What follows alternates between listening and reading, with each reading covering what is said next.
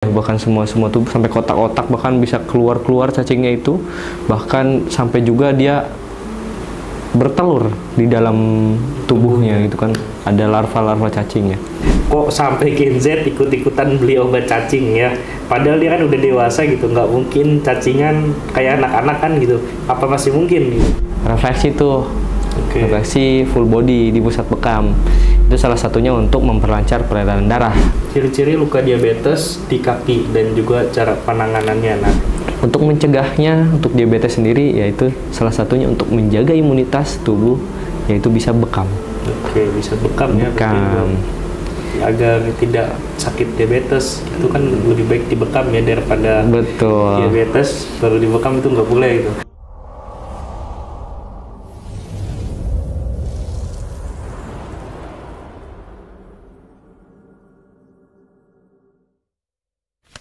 Assalamualaikum warahmatullahi wabarakatuh. Balik lagi bersama kita. Kita akan bahas lagi berita-berita yang sedang terkini, dan juga mungkin Bapak, Ibu, atau teman-teman sekalian sedang merasakannya atau sedang menjaga-jaga. Oke, di sini nanti kita akan bahas topik yang bervariasi ya, dari pencegahan, relaksasi, dan juga sampai manajemen penyakit kronis. Oke, di sini kita akan bahas satu persatu. Nah, di sini ada berita, Pak Rifki, yang lagi hits banget nih. Gen Z ramai-ramai beli obat cacing, imbas kematian bocah Sukabumi, dokter ingatkan ini. Nah, jadi saya sempat lihat ya di TikTok gitu. Jadi banyak banget yang FOMO terkait obat cacing ini ya. Luar biasa sekali ya. Oke, Pak Ruki, apa sih sebenarnya yang bikin cacingan ini berbahaya?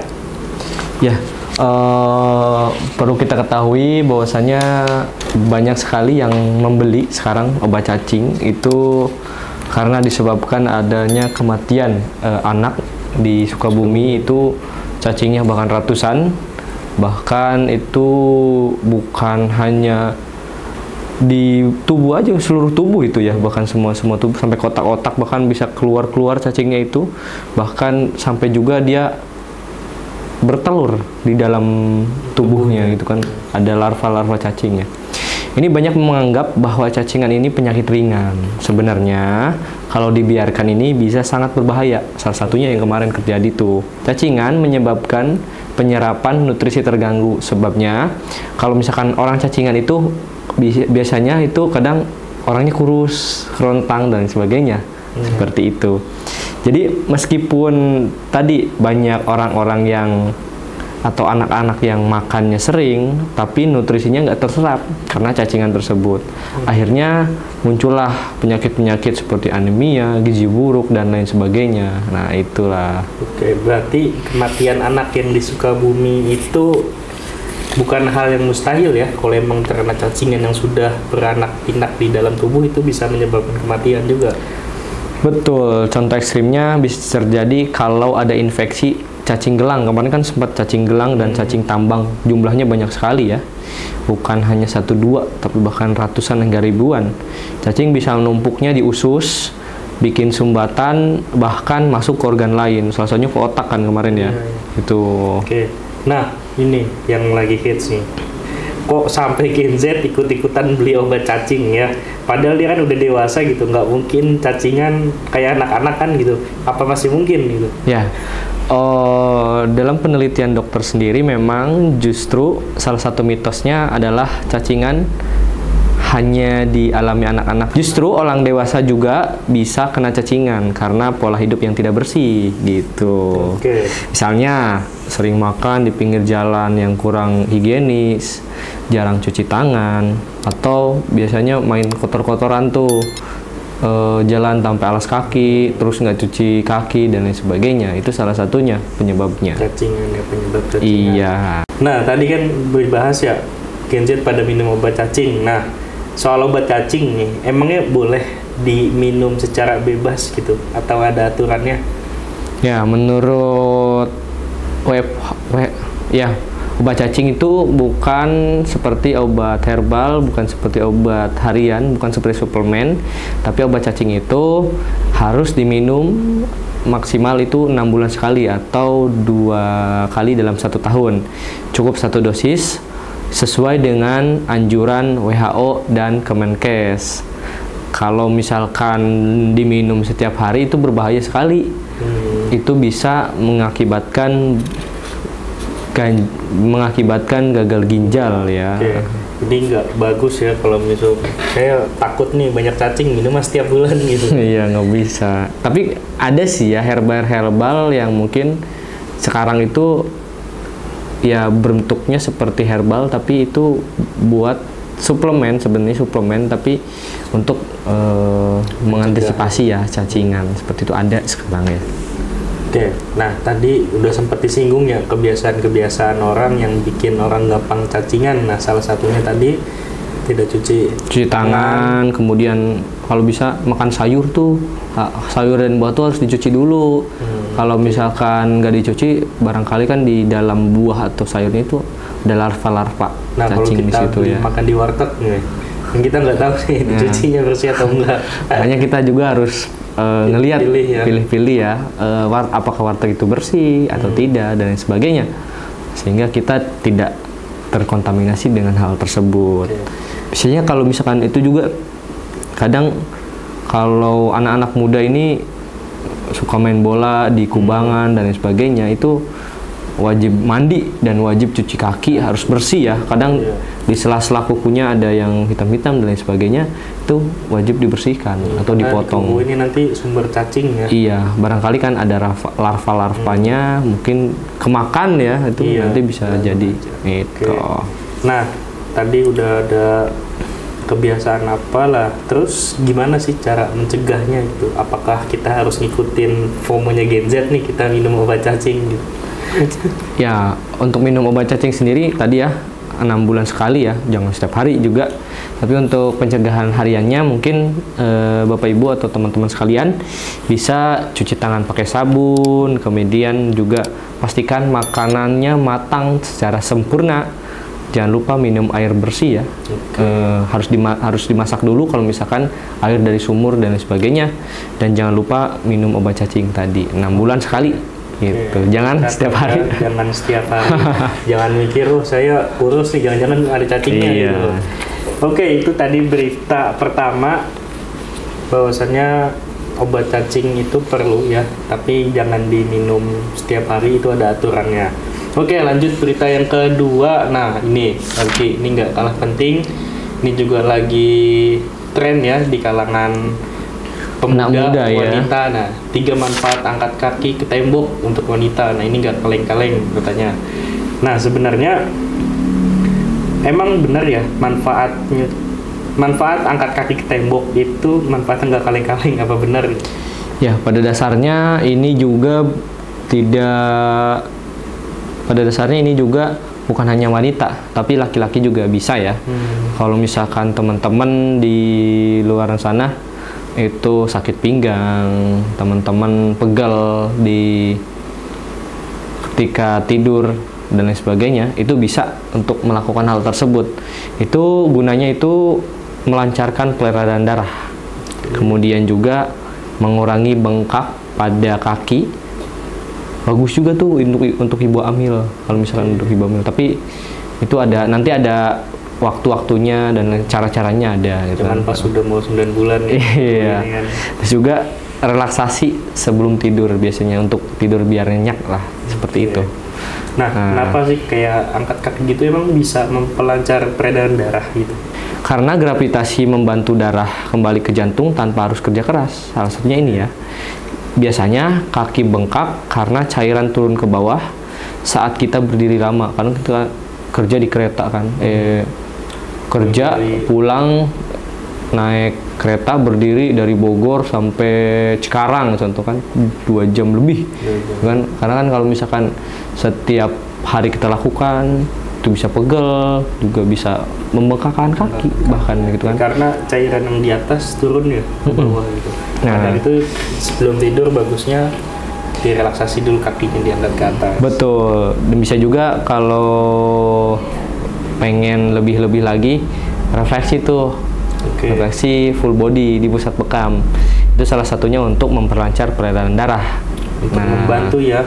Membantu kalau misalkan teman-teman atau Bapak Ibu sekalian pegel-pegel mungkin weekend biasanya ya, kalau misalkan kalau pekerja gitu kan ya, weekend bisa datang ke pusat bekam untuk cobain tuh bekam refleksi, kemudian juga untuk merelaksasi tubuhnya. Nah, untuk ibu-ibu rumah tangga bisa setiap hari tuh. Setiap hari ya, karena Ya capek mungkin juga setiap seminggu hari. sekali lah kalau refleksi full body itu ya.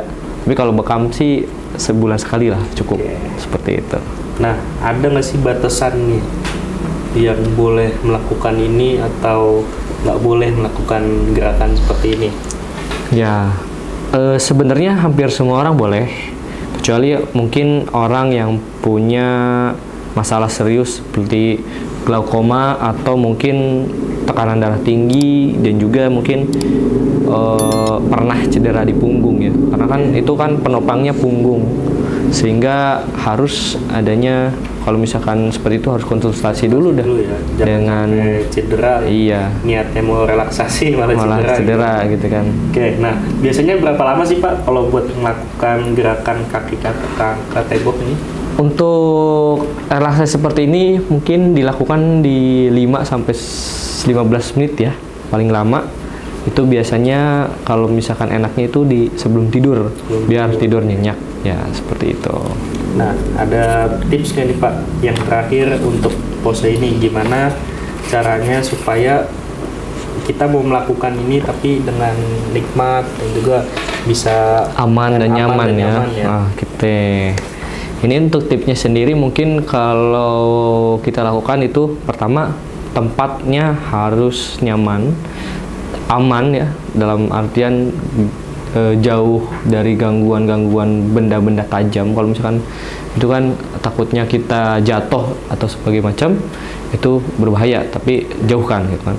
Pakai alas kalau bisa, ya kan. Kalau misalkan pakai keramik kan sakit ya, gitu. Pakai alas. Kemudian juga itu biasa dilakukan tarik nafas dalam-dalam, kemudian buang, dan jangan buru-buru bangun setelah selesai. Bangun perlahan supaya tidak pusing kan. Itu kan habis ini ya, kakinya di atas. Di atas pasti kalau langsung dingin ke langsung puyeng seperti itu. Bukan relax malah puyeng ya. Jadi itu ada beberapa tips ya buat yang pengen ikutan tren di TikTok, itu angkat kaki. Oke, lanjut nih. Berita yang ketiga. Nah, ada berita yaitu ciri-ciri luka diabetes di kaki dan juga cara penanganannya. Nah, bisa dijelasin nggak? Nah, ini topik yang terakhir agak lumayan berat serius ya, berat ya. Nah, ciri-cirinya gimana sih Pak kalau emang orang itu diabetes? Ya, diabetes itu kan ada diabetes kering, ada diabetes basah ya. Nah, kita bahas diabetes basah di sini. Luka yang terjadi pada penderita diabetes itu ketika kadar gula tidak terkontrol karena aliran darah terganggu, sehingga luka kecil bisa merubah jadi infeksi besar. Ciri-cirinya lukanya itu bernanah, kemudian juga berbau ya. Kemudian juga ada jaringan mati di situ, dan juga lukanya sulit sembuh kalau orang diabetes itu. Paling mungkin bisa di 2 minggu baru sembuh gitu kan. Kalau misalkan kita kegores contoh ke pisau ya, kena pisau ya. Mungkin kalau orang normal kan kalau udah ditanganin udah selesai kan ya. Paling 5 menit juga udah enggak. Kalau diabetes itu dia bahkan membesar. Seperti itu, diabetes basah itu membesar. Oke, berarti kalau nggak dirawat ini lebih bahaya lagi ya. Betul. Oke. Nah, kenapa sih luka diabetes ini sulit sembuh? Kenapa beda gitu? Ini karena diabetes itu berhubungan dengan gula darah ya. Gula darah yang tinggi itu bisa merusak pembuluh darah dan syaraf, membuat sirkulasi yang buruk, sehingga bakteri mudah berkembang di situ. Karena gulanya jadi makanannya, jadi makanan bakterinya seperti itu. Ditambah lagi imunitas penderita diabetes itu biasanya lemah ya. Jadi campur tuh dari bakterinya ya. Hidup karena ada bakteri lain gitu kan. Iya. Terus juga imunnya lemah, jadi ya ada luka makin lebar gitu. Oke, nah kalau misalnya ada penderita diabetes nih terjadi luka gitu. Nah, itu apa sih yang harus dilakukan? Ya, pertama mungkin penanganan dulu ya. Kalau misalkan orang yang udah terkena diabetes, biasanya kan memang dia sudah tahu ya caranya, itu yang seperti lukanya harus dibersihkan, diberi antibiotik, kontrol gula darah, dan lain sebagainya. Dan jangan lupa kalau misalkan memang parah sekali, itu langsung bawa aja ke dokter, karena berbahaya ya. Jangan lupa oles ramuan sembarang, jangan lupa oles ramuan, jangan kayak jangan dikasih obat-obatan yang tidak sembarangan ya.